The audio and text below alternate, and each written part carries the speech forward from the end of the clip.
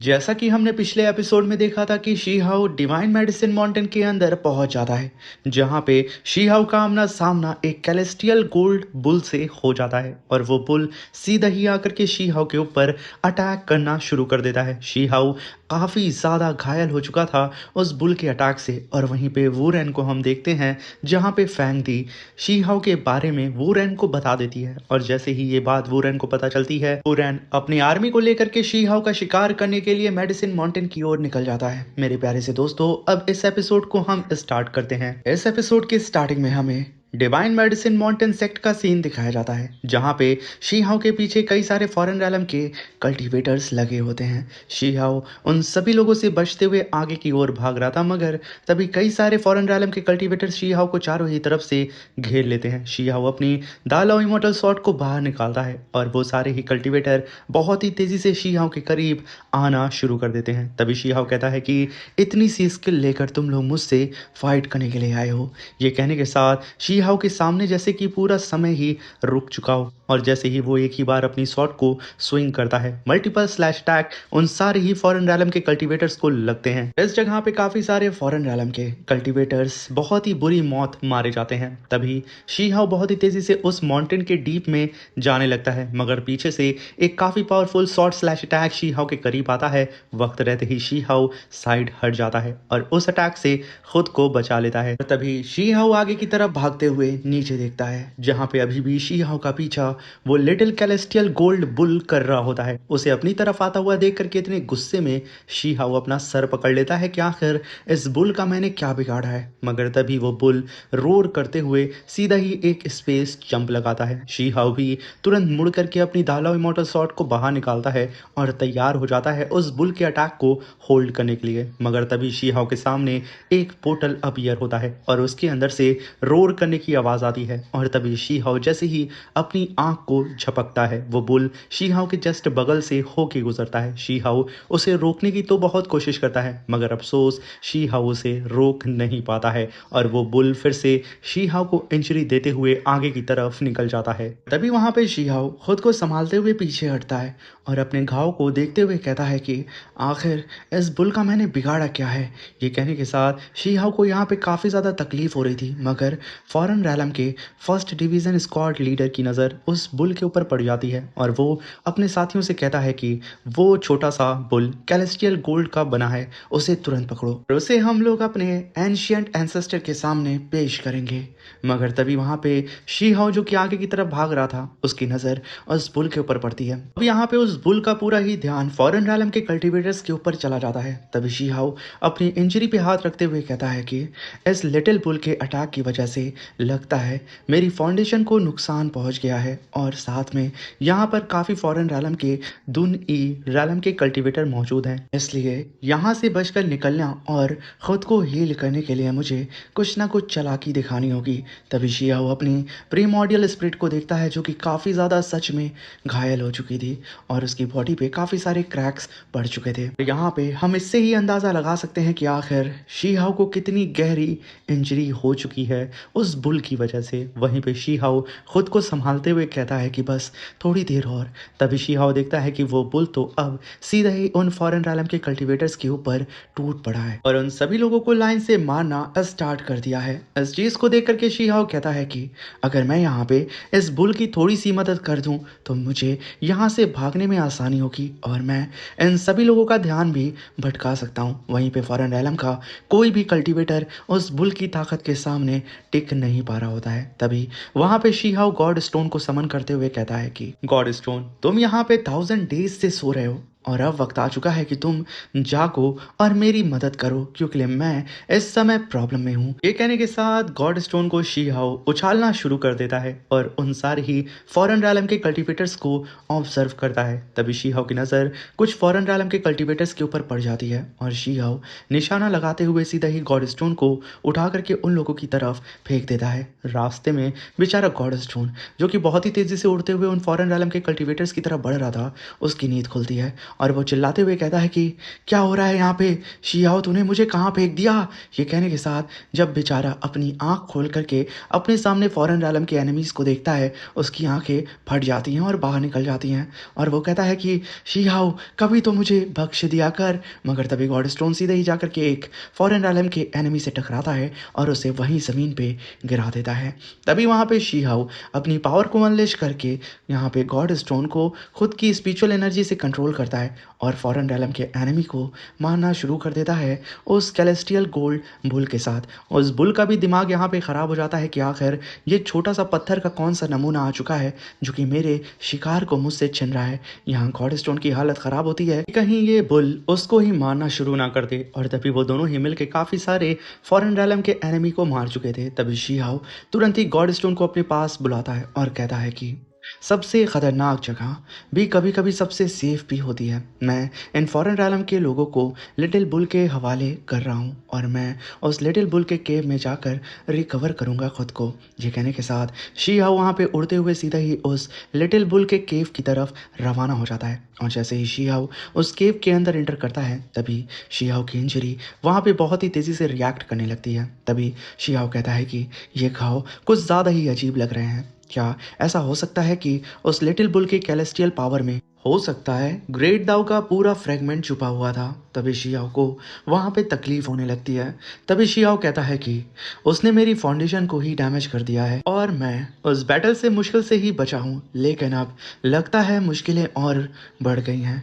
तभी शियाओ वहाँ पे आगे और बढ़ने लगता है और उस केव को एक्सप्लोर करने की कोशिश करता है कि शायद कोई ऐसी जगह मिल जाए जहाँ पे शिहाओ बैठ करके अपनी कल्टीवेशन को कर सके और अपनी फाउंडेशन को फिर से सही कर सके। तभी शिहाओ उड़ते हुए बहुत ही तेज़ी से आगे की तरफ निकल जाता है। तभी वहाँ पे शिहाओ की एंट्री होती है इमॉर्टल गॉड केव के अंदर। शिहाओ उस जगह पे आते हुए कहता है कि ये लिटिल बुल की केव पूरी की पूरी हुआंग दाओ स्टोन से बनी हुई है, जो हुआंग दाओ कैलेस्टियल गोल्ड को न्यूट्रेट करने की ताकत रखती है और ये एक प्रीमॉडियल ओरिजिन ग्राउंड भी है। अब यहाँ पे इस प्रीमॉडियल ओरिजिन ग्राउंड की पावर शिहाओ को न्यूट्रेट कर रही थी। अभी वहाँ पे शिहाओ जमीन पे बैठता है और कुछ स्क्रिप्चर्स को छूते हुए कहता है कि यहाँ इनक्रेविंग भी है जैसा मैंने सोचा था। ये जगह नेचुरली नहीं बनी है, किसी इमॉर्टल ने अपने हाथ से बनाई है। एक क्रिएशन पूल बिल्कुल डिज़ाइन के साथ तैयार किया गया है। काश मैं यहाँ पे जान पाता कि आखिर ये किस लिए बना था,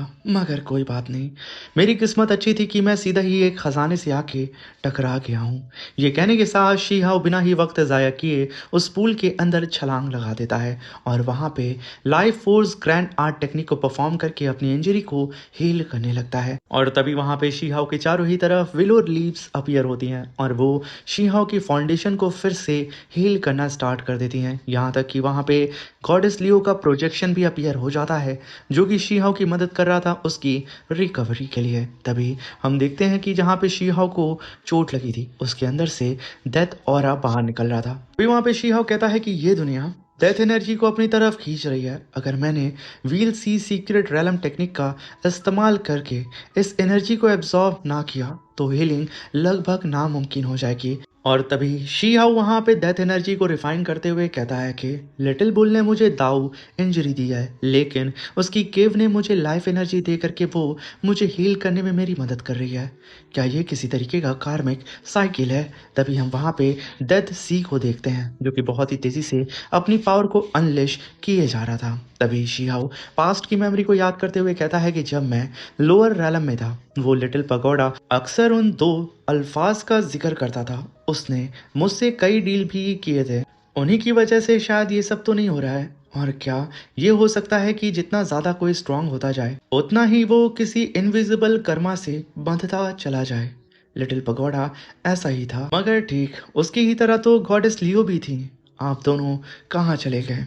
क्या हम दोबारा कभी मिलेंगे? ये कहने के साथ शिहाओ वहाँ पे गॉडेस लियो और लिटिल पगोडा को याद कर रहा था, मगर सडन शिहाओ अपनी आंखों को खोलते हुए कहता है कि नहीं, वेट, अगर कोई इनविजिबल फोर्स मेरी राह में सच्ची में खड़ी है तो मैं उसे काट कर रख दूंगा। लोअर रैलम में इमॉर्टल टेम्पल से मिली हुई ग्रीन कॉपर रस्ट उसने मेरे ग्रेट दाओ फाउंडेशन को इंजर्ड कर दिया था और मुझे पूरी तरह बर्बाद करने के करीब पहुंच गया था। उसके मुकाबले हाँ, ये इंजरी भी बहुत ज़्यादा है, लेकिन मैं इससे भी पार कर जाऊंगा। वहाँ पे शीहाओ की बॉडी के अंदर से 3 फ्लावर बाहर निकलते हैं। तभी शियाओ कहता है कि रिकवरी आसान नहीं होगी, लेकिन अगर मैं इस दर्द को बर्दाश्त कर गया तो फ़ायदा बेहद होगा। शायद एक पूरी तरह की ट्रांसफॉर्मेशन हो जाए।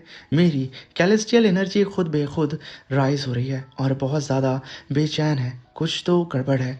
तभी वहाँ पे हम देखते हैं कि शीहाओ के वो फ्लावर बहुत ही तेज़ी से खुद को अपग्रेड कर रहे थे इस टेरिफाइंग कैलेस्टियल पावर को अपने अंदर रिफाइन करके। मगर सडन शीहाओ की बॉडी के अंदर से एक मिस्टीरियस सी विंड बाहर निकलती है। यहाँ पे उस कैलेस्टियल एनर्जी को देख करके शीहाओ एकदम दंग हो जाता है और वो पास्ट की मेमोरी को याद करते हुए कहता है कि ये वही वक्त है जब मैंने पहली बार अपनी कैलेस्टियल एनर्जी को कंडेंस किया था। वो पहली सांस।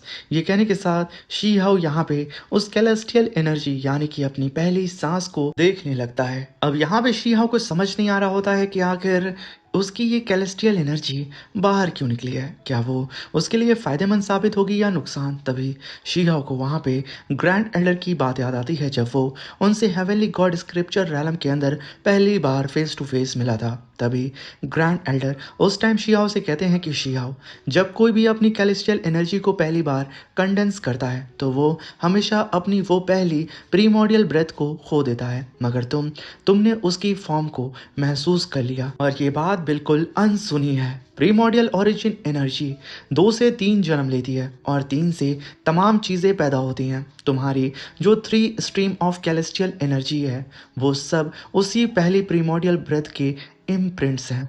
अगर तुम लालच में आकर उस प्रीमोडियल ब्रेथ को रोकने की कोशिश करोगे और सब कुछ अपने पास रखना चाहोगे तो वो आगे चलकर तुम्हारे ही खिलाफ खड़ी हो जाएगी। एक दिन तुम उसके ज़रिए कंज्यूम हो जाओगे। तभी हम देखते हैं कि वही कैलेस्टियल एनर्जी शीहाओ को इंजर्ड कर रही होती है। तभी शीहाओ अपनी पावर को अनलेश करके कहता है कि तो ये डेंजरस सी चीज़ इतने सालों से मेरे अंदर छुपी हुई थी और अब सामने आ रही है। ये मेरी इंजरी को सही कर सकती है, लेकिन अगर ज़रा सी हद पार हो गई तो उल्टा बैकफायर करेगी, मेरी फाउंडेशन को ही डैमेज कर देगी। कहने के साथ शीहाओ वहाँ पे अपनी कैलेस्टियल एनर्जी को कंट्रोल करने लगता है और उसके ज़रिए अपनी इंजरी को हील करने की कोशिश कर रहा था। मगर तभी वहाँ पे शीहाओ की नज़र इस पूल के डीप में एक क्रैक के ऊपर पड़ती है और शीहाओ कहता है कि यहाँ मुझे एक चीज़ हैरान कर रही है, इस पूल वाटर में आखिर कौन सा सीक्रेट छुपा हुआ है जो इस प्रीमोडियल मदर एनर्जी को न्यूट्रेट कर सकता है। वहाँ पे शीहाओ कहता है कि बचने का कोई तरीका नहीं है तो क्यों ना फिर मैं ही इसे समझकर पूरा का पूरा अपने अंदर डिवोर कर लूँ। तभी शीहाओ अपनी प्रीमोडियल स्पिरिट को बाहर निकालता है और उस पूल के डीप में उसे भेज देता है, जहाँ पे शीहाओ की प्रीमोडियल स्पिरिट दालाओ इमॉर्टल सॉर्ड और ड्रैगन शील्ड को समन करके बहुत ही तेजी से उस पूल के डीप में जाने की कोशिश कर रही थी। मगर अफसोस उस पूल के डीप में एक बैरियर था जो कि शीहाओ की प्रीमोडियल स्पिरिट को बार बार उठा करके पीछे फेंक दे रहा था और इसकी वजह से शीहाओ की जो ओरिजिनल बॉडी होती है उस पर भी हमें क्रैक बनता हुआ नजर आ रहा था, क्योंकि इस पूल के डीप में जो बैरियर था उसे बनाने वाला कोई इमॉर्टल था। मगर फिर भी यहाँ पे शीहाओ की प्रीमोडियल स्पिरिट काफ़ी सारे मल्टीपल स्लैश अटैक उस बैरियर के ऊपर लगा करके उसे तोड़ने की कोशिश कर रही होती है। मगर प्रीमोडियल स्पिरिट जितना कोशिश करती शीहाओ की ओरिजिनल बॉडी पे उतना सारा क्रैक पड़ रहा होता है। शीहाओ की हालत यहाँ पे ख़राब होते हुए जा रही थी। तभी हम इस माउंटेन के बाहर का सीन देखते हैं जहाँ पे फॉरेन रैलम के फर्स्ट डिवीज़न के सोल्जर्स आते हैं। तभी उनका लीडर कहता है कि फाइट के वक्त मैंने अपनी आंखों से देखा था शीहाओ को एक गहरी चोट लगी थी, उसकी फाउंडेशन डैमेज हो चुकी है। हेवन ने हमें एक मौका दिया है, जब तक वो इंजर्ड है हमें हमला करके खतरे को हमेशा के लिए खत्म कर देना होगा। शीहाओ के अब मरने का समय आ चुका है। और इसी के साथ मेरे प्यारे से दोस्तों ये शानदार सा एपिसोड यहाँ पे खत्म होता है। अब मिलते हैं इसके नेक्स्ट एपिसोड में, तब तक के लिए वीडियो को लाइक शेयर सब्सक्राइब करके चैनल को हमें सपोर्ट करें और अपने दोस्तों के साथ इस वीडियो को शेयर करके प्लीज़ हमें सपोर्ट करें। Thank you for watching, bye bye, take care.